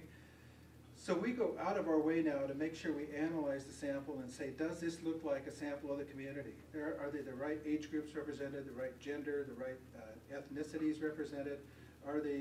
Is it right in terms of what we know about single-family housing versus multifamily housing? And are the proportions of the people in the survey right? After we finished our random sampling, we'll look at that and say, if it's a good representation of the community, we can be very confident in the results. And sometimes we'll actually go out and we'll get some more samples. We'll say, we've got too many seniors in the sample. We need to hear more from the 18 to 34-year-olds. So we'll go out and we'll build the sample a little bit bigger, again, using random sampling and screening and qualifying people to make sure that at the end of the day, our sample really is representative of the larger community. Your typical sample size is how big? It depends on our objectives, but for this one, we're doing 400. We did a 400-person sample last time. We'll do another 400-person sample this time, which is considered accurate to within plus or minus 5%. So if, say, 79% of the people said that they read the Oregonian last time, if nothing changed, we would expect those results to be the same to within 5%. So somewhere between 74 and 84% would have said the Oregonian next time around. If, in fact, this time around we find that 71% read the Oregonian, then we'll say, well, that's outside the margin of error. Oregonian is losing subscribers. And then the Oregonian at that point would say, tell me something I don't know. Yeah. Yes, sir. I had a curious question on the public awareness during, did you ask any questions of those that you spoke with, whether they were aware of the community study that had going on? Not to judge whether it was successful or not, but how many were aware, and maybe how many had felt that they had had a chance to comment, or that they had been involved, or maybe they didn't care? And would you consider that as something you would add in the next survey? I know this was 2011, so yeah, it was pretty much at the very beginning of the process, which is why they wanted to ask that question about what sort of involvement have you had in public meetings. We didn't ask about this process specifically, but we just asked about public meeting involvement in general, because we wanted to measure that same question again 2 years later and see if more people had attended public meetings or had found themselves involved in the process or were reading the newsletters. We really wanted to measure the communications outreach, and that's a big part of our goal for this second study. I think you answered that. Hopefully. Yeah. All right, any other questions? Yeah, one more? I was thinking, I'm not accusing you of anything, but do you ever find yourself looking at the clients that are hiring you and tailoring the questions for their purposes? It doesn't serve me to do that. I've had a few clients where I've brought them really bad news, and I get kind of a sick sense of pride in that. Because, you know, this isn't what you want to hear, but I'm proud to be able to tell you that I'm giving you an honest assessment of what your audience is saying. That's our job, is to bring the client an honest sense of what's going on. It's not always popular, it's not necessarily what they want to hear, but we really feel that is our job. In some cases, to bring bad news to the clients, and we're fully prepared to do that. I just thought that my reading of this one, there was a lot of answers, a lot of opportunities to answer bicycle. Huh. And maybe that was my bias. Yeah, I didn't get any sense that that was a particularly big agenda item. Although sometimes, frankly, the clients will ask us to focus on this. We did a study for the Port of Portland a couple of years ago. And in particular, they were very concerned about airplane noise. And so they went out of their way to ask people a couple of different times, a couple of different ways, whether or not the Port of Portland was creating any, I forget how we worded it, but we wanted to know if there were any aspects of Port of Portland operations that were not, that were irritating to people, for lack of better words. So sometimes the client wants to pick on certain areas particularly to find out if they're an issue. Maybe they've heard that bicycles are important to people and they really want to ferret that out and see if that's really the case, or what aspect of bicycle development really is on their minds. So sometimes the client will direct us to focus on a certain area, but that doesn't necessarily mean it's going to influence us to find that that is in fact an important issue when the consumers are telling us it's not. How about if a list, if you read, this is kind of a theory question, if you had in your list of answers you're reading to people, if there's maybe 3 answers that were bicycle, and would that influence the number of bicycle answers you would get, or would it not? It might not. Yeah, it might not. I mean, it's hard to say. Our goal when we have a list like that is that there isn't redundancy in the list, that each item is a unique item unto itself. Yeah. So we tend not to try to, I mean, it's not our goal to try to see if we can get people to say they want a bicycle lane or something like that. But on the other hand, if we mentioned it 3 times and it only comes up 3% of the time, that says a lot too. Yeah, it should. Yeah. Sir? All the time and effort and so forth to gather these statistics, et cetera, I can certainly see the Port of Portland and the noise study for the airport as a client. Aloha, Oregon, who would be a client, let's say client, interested in these studies? The Oregonian, what do you do with all the statistics that you gather? Is this just public consumption, or you actually have business groups or whatever that are interested in these studies? Well, the vast majority of our projects are proprietary. We do them for businesses that maybe they're doing a customer satisfaction survey or a new product development survey. So a lot of the work we do is private, but when we do a public project, it is public information. And this particular study is available at the Washington County website. So I guess it just depends on who's paying for it. If it's a public money, it's public information, and we'll share every bit of information we have. And I applaud Aloha for looking at this. It's a tool that most communities use to find out really what's not just important to the squeaky wheels who show up at our board meetings every week or every month, but what's important to the average schmo who doesn't have time to go to a community meeting or who doesn't have time to fill out a survey. We're going to reach out to them on the telephone and we're going to invite them to share their opinions. People appreciate it, and I think it's a good thing for the county to be doing. Ma'am, did you have a question? Well, just an introduction, when you say, and on the phone, I'm taking a survey, I'm ready to hang up. But if you say, you know, what it's for to start with, then I might stay on the line. Yeah, I can usually get that in. I'll usually say I'm Mike calling on behalf of Washington County, or I'm Mike with Riley Research calling on behalf of Washington County to find out your opinion about the Aloha area. Something like that. If you'll give me like 3 seconds, I can usually get in the key reason for you to want to be involved. So we try to get right to the point. Unless it's a robot. Yeah, another question? Do you still think, I'm gathering probably so for time, but is contacting by the telephone as the primary method, is that what you're going to do again next year? Do you still think that's the best way to, the most effective sampling? It still is. Is it really? It was a very good point to say that if we wanted to reach out to commuters that are stuck in traffic, there's probably no better way to do it than to go to those places where they're stuck and try to give them opportunity to engage. But in terms of reaching a broad general public, telephones are still the best way to go. It takes a lot more, we have to jump through a lot more hoops to get a good sample of the public now with cell phone households and calling at different times of the day on weekends. And we'll call the number 6 times to try to catch somebody at home and get them to answer. So we bend over backwards to try to make sure everybody has a chance to be involved.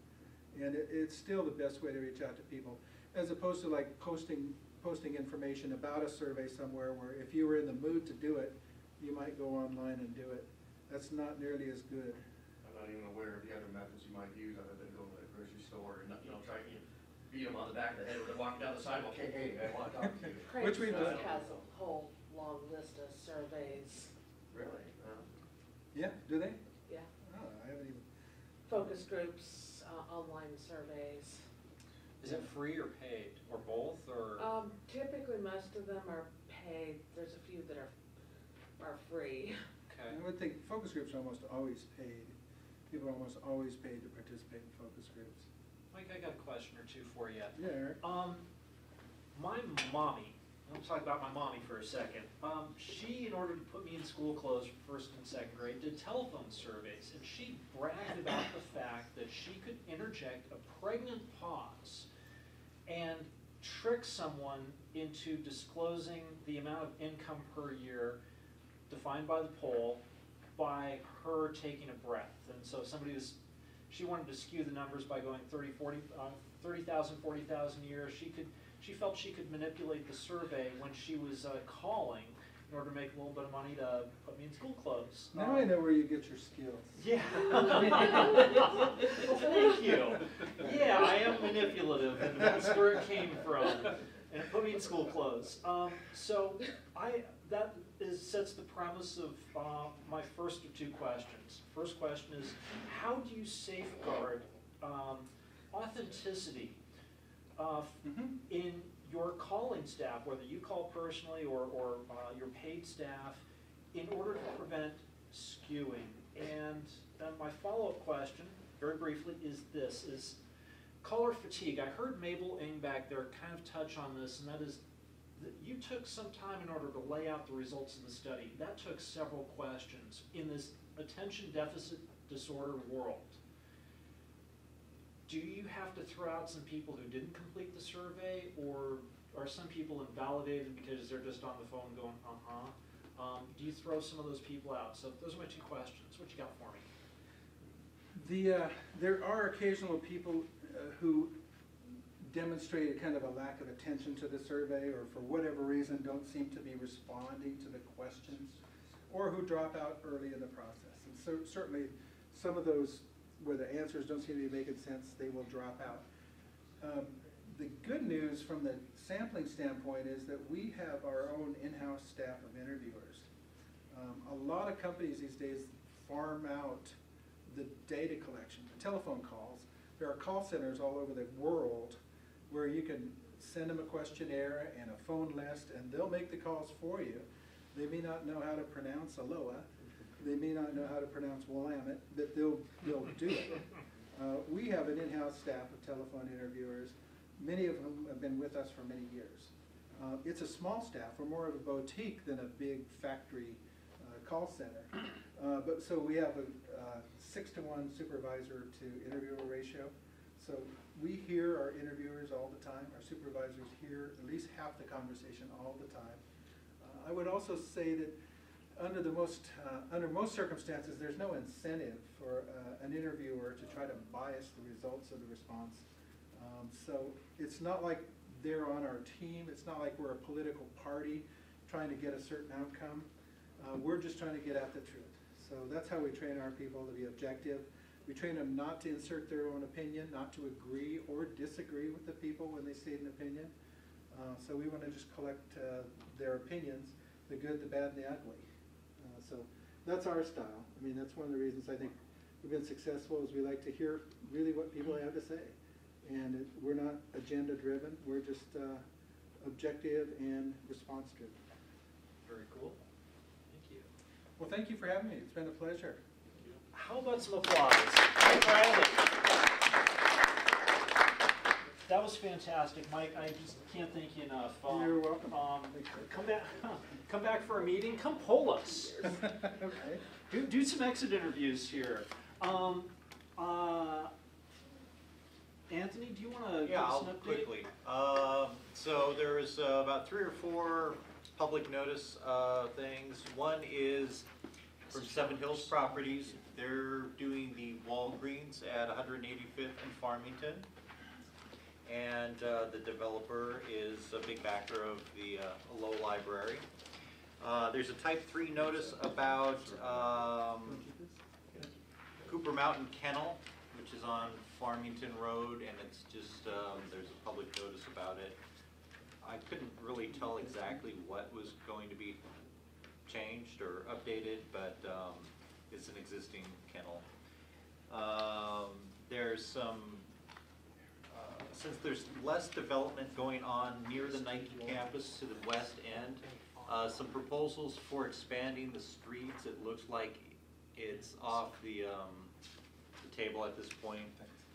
There was a developer or a company that was going to build something there, and they decided not to and have sold the property, so they no longer need. Are you talking about the property across from Costco at 158th and Jenkins? Kind of in that area, yeah. You need a turning lane there. And then there's an aquifer up on Cooper Mountain where they want to pump some water in. They have been, and so this is just some more information. They're probably going to be pumping more water into it. And that kind of goes along with a letter that was sent to Eric by Tualatin Valley Water District. It says that they're in the midst of important planning decisions that will determine the best mix of options for the district's water supply portfolio for the next 30 years and beyond. We'd like to offer you a presentation that best fits your needs, from a 30-minute PowerPoint presentation to a one-on-one discussion. Please give us a call or email. Some of the ideas for getting more water: Hag Lake, groundwater wells along the Columbia River near Scappoose, the Mid-Willamette River at Wilsonville, and purchasing more water from the Portland Water Bureau. Currently at this time, and only because I ran a few years ago for one of the water commissioner positions, I believe 1/3 of the water comes from Bull Run and 2/3 comes from out here. Bull Run water is extremely clean but extremely expensive, and so they're looking for other options to get clean water or treated clean water from places other than Bull Run. So that's what was in the mailbox. Cool. Lyles Garcia is en route or has arrived in Hawaii. I saw him at the post office yesterday. Oh, okay. And he, just part of the legal purpose of what we do is we receive land use applications, and there's a mailbox. And very briefly, before I want to digress on something, I'm going to be lobbying the Washington County Board of Commissioners strongly to go to an all-electronic workflow of documents. Behind the scenes, there's been a little bit of a circus on getting hands on land use docs, and I want to democratize that, and I tried doing it myself by scheming and posting on Facebook, but nobody really wants to look at land use docs on Facebook, and I don't know what I think I need to talk to my pharmacist and see if something was switched when I started doing that. So there are things that just don't make sense in land use applications on Facebook, and that's like these large 3x5 feet maps. And those don't translate well electronically, but I'd really like to see an all-electronic workflow because it's going to allow us all to have some access. That being said, I'm going to sneak a zinger in. Steve Lawrence, I want you to give us an update on your committee stuff and keep it brief. And Doug Hoy, if it's not a problem, would you give us a 2-minute update following Steve on what's going on with the library? Could you gush at like all the cool things? You know, if you do a 180 and look behind you, we don't care about the library here. Yeah, there's no public support for your endeavor at all. Steve, you want to take it, and you can come up here and be on camera. Do I have to? I say so. Okay. Thanks.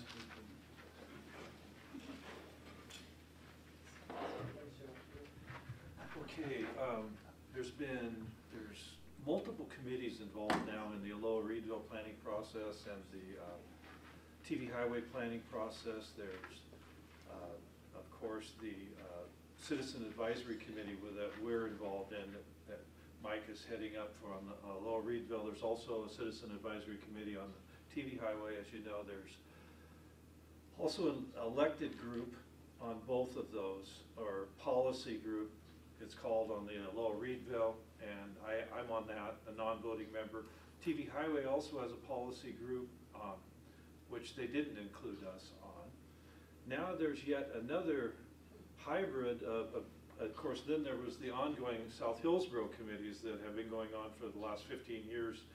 There's a hybrid committee now that is that's part of the TV Highway Corridor Study, that is trying to look at the impacts both on-site of South Hillsborough and off-site of South Hillsborough. It's called the Focus Area Plan, which there is a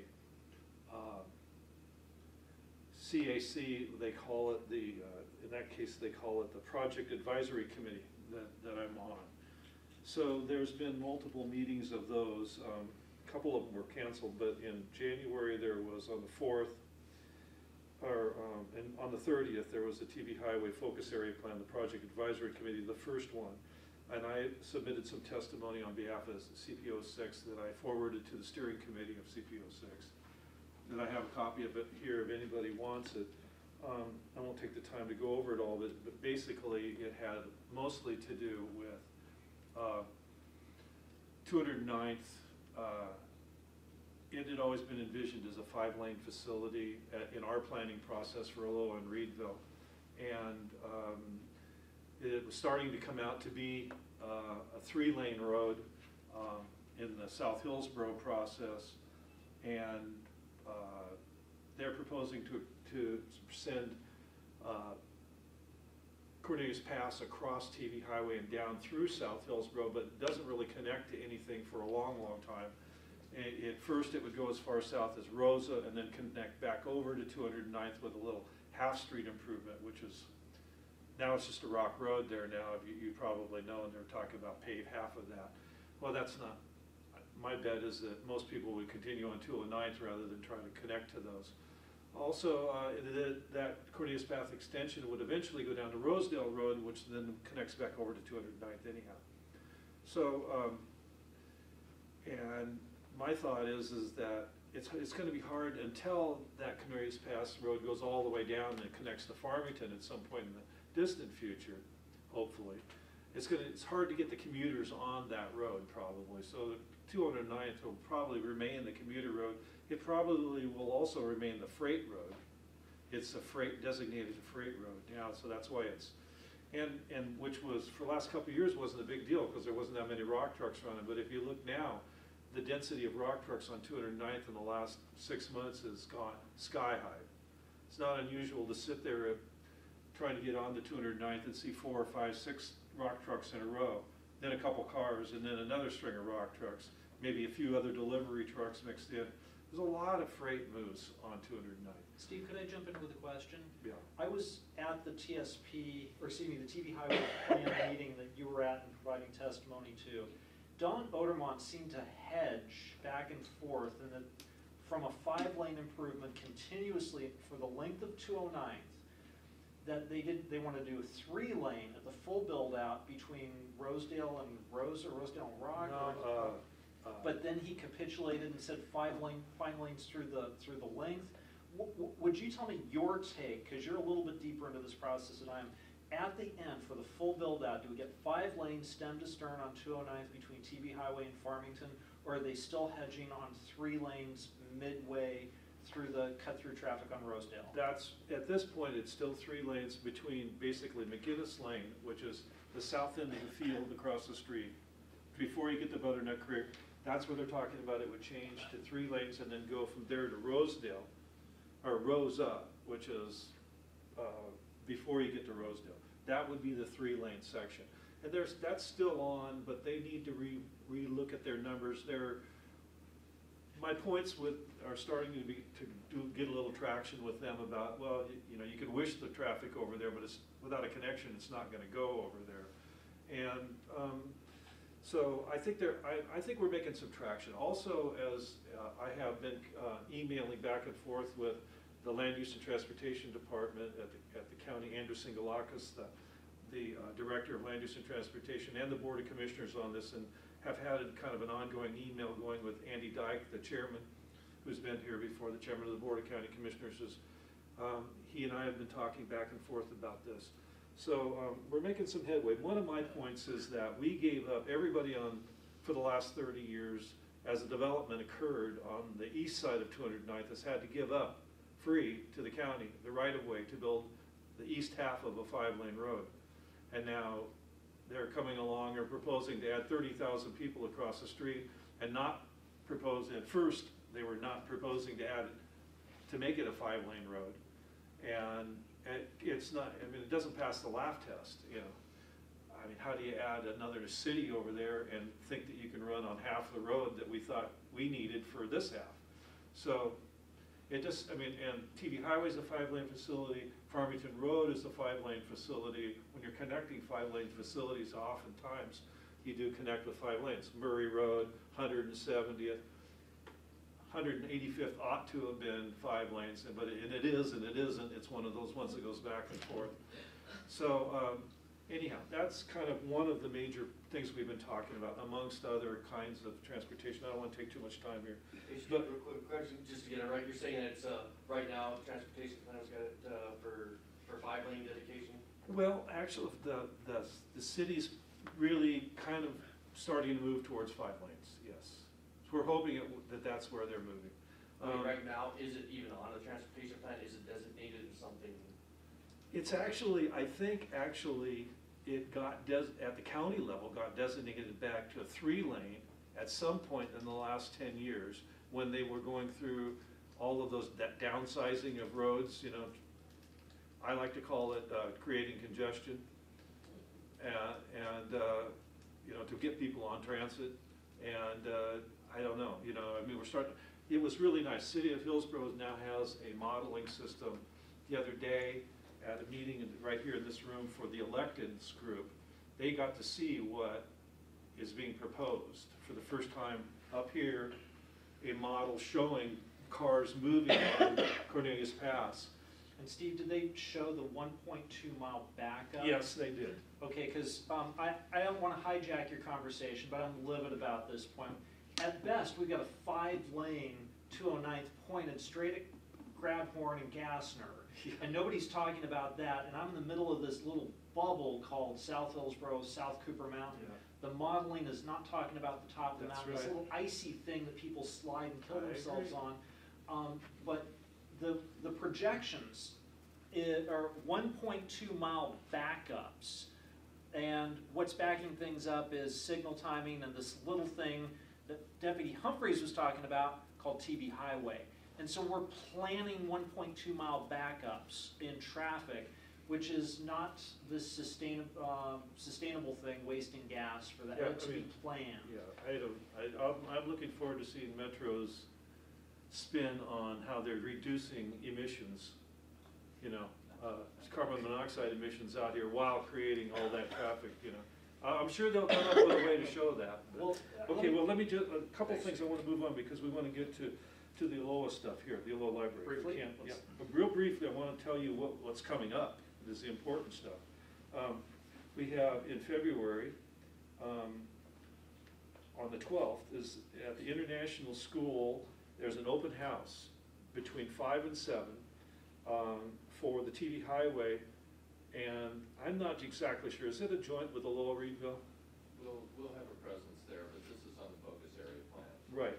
Now, the focus area plan, remember, I tried to define it there, is how South Hillsborough is going to be the streets on South Hillsborough and the impacts off-site, which at first they were going, they're no farther than 209th, then they moved it to 198th, now they're saying on some streets it's as far east as 185th.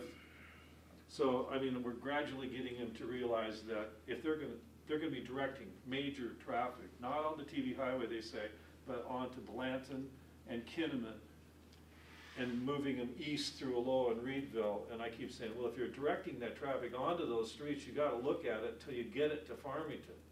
or get it back on the TV at some place. You can't just ditch it out in the middle of a neighborhood somewhere. You gotta look at, your impact for the full length of that road and how you're changing the use of that road, because I live on one of those roads and my road's gonna become an arterial road instead of a little local road. And that means, that has implications in driveway accesses and a lot of things. And the other piece of the puzzle is who pays to make that into an arterial. You know, it would function just fine as a local street forever for us, but because they're gonna direct all this major traffic onto it, I feel like they ought to pay for making it into that. We're having to suffer the impacts. So anyhow, that's the kind of stuff, and it's not just these streets, there's a lot of streets around here that are on these lists. Okay, so there's 212, then there's 213 in this room, the Aloha Reedville Plan, Citizen Advisory Committee meets in the evening. And then the following week, I'm getting together and having lunch with Andrew Singalakis, the Director of Land Use and Transportation for Washington County. He's a great guy. And we periodically get together and have lunch. And What you going to talk about? We're probably be talking about some transportation Really? issues.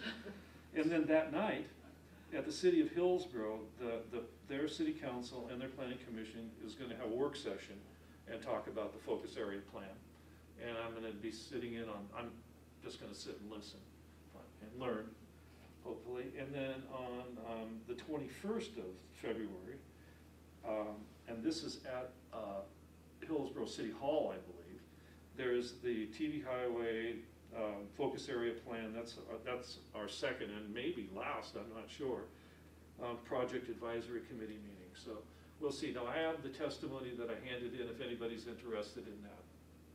Steve, I'm going to call for some applause because Steve's done a lot of work for us. Thank you. And Steve's really generous about follow-up, and I'm going to buy 30 seconds while Doug comes up here and gives us a library update to close this meeting down and do a connect the dots. We have a gentleman named Bill Berg.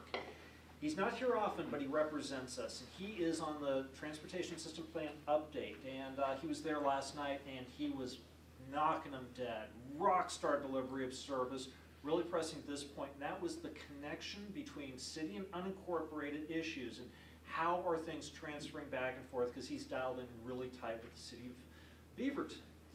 Doing a great job for us. Bill Berg, and by listening to him in the program, kind of connecting the dots.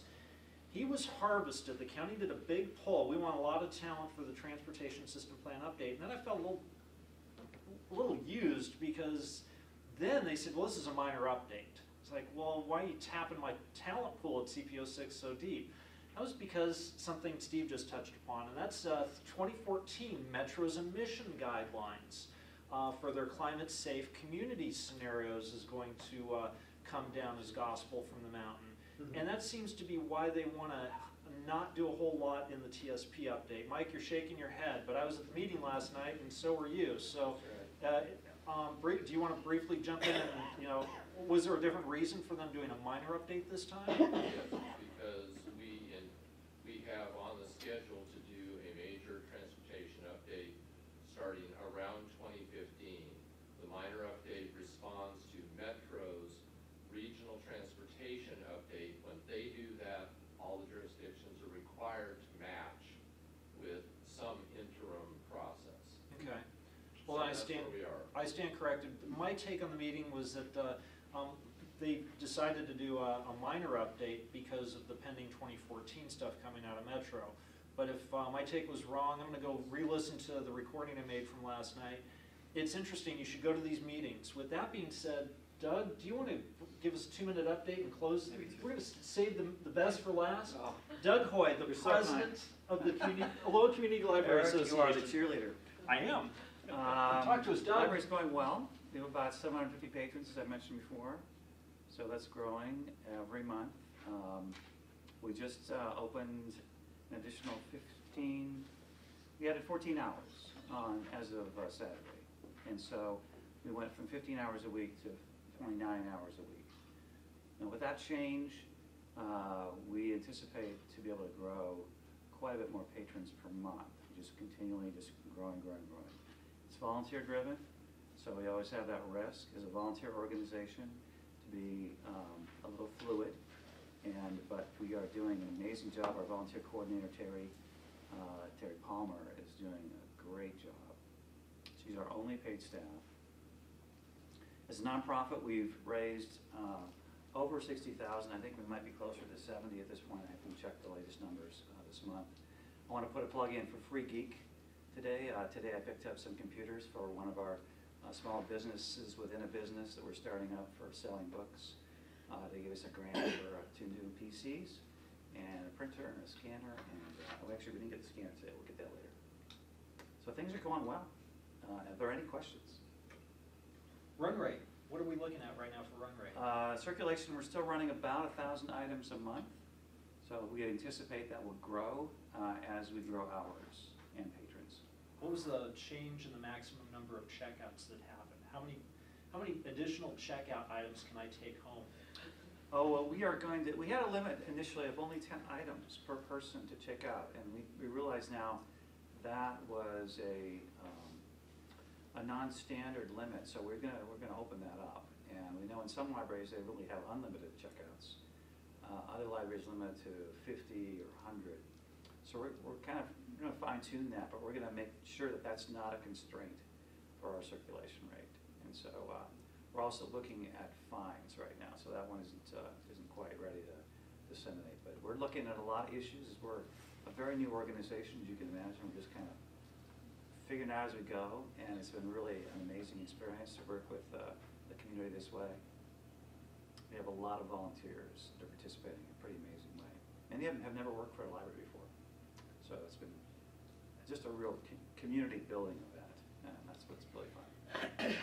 Anybody have any questions for Doug? Quick comment. On Monday, as I was going to a county meeting at 8:30, and then when I left at 12, and probably every half an hour, the radio station at the Hillsborough Airport broadcast a lengthy news report about the new opening hours and various things. So whoever gave them that information, it was. I'm on the marketing outreach committee. It was a minute or 2 minutes long, but it was the same one that they did those 2 times. But we'll have to talk about that. I'll how they got their information. It'd be nice to know that. Another thing is we did recently. Because we've had so many people come in and just say, I want to be part of this. I got so many stories to share. I fill up the whole meeting, and we only got a minute. But recently, one of the people that have been helping us is just a really sweet young woman in her probably late 20s, loves to just play with websites. So she helped me figure out how to connect the dots. So when I make a post, which I did today, and I post a little thing on the front of the website, it automatically posts to Facebook. And so our Facebook numbers are going up like this, which is really great. It's just stuff like that. It's just been really fun. Just want to make a note that I had a conversation with George Reddy, who's the opinion editor for the Oregonian Argus. And hopefully the Aloha Community Library, CPO6, and the Aloha Business Association will be highlighted as part of that article, demonstrating what a community can do given the opportunity. Yeah. Nice. Great. Look forward to that. Doug, did you want to touch on some of the community groups, like the little girl that's sewing library bags and the Girl Scouts? Well, we've run out of time, but yes, I could comment about that for an hour. There's so many stories about kids coming up to us. We have a Girl Scout group that's adopted us. They're going to be, we'll be talking about that in March. They'll be soliciting all of you to come to Thriftway to buy some cookies. They're half of the proceeds will go to us. Just stuff like that. It's just been really, really great. Yeah. How about some applause for Doug? Thanks very much. Meeting adjourned. Thanks for being here. See you in a month.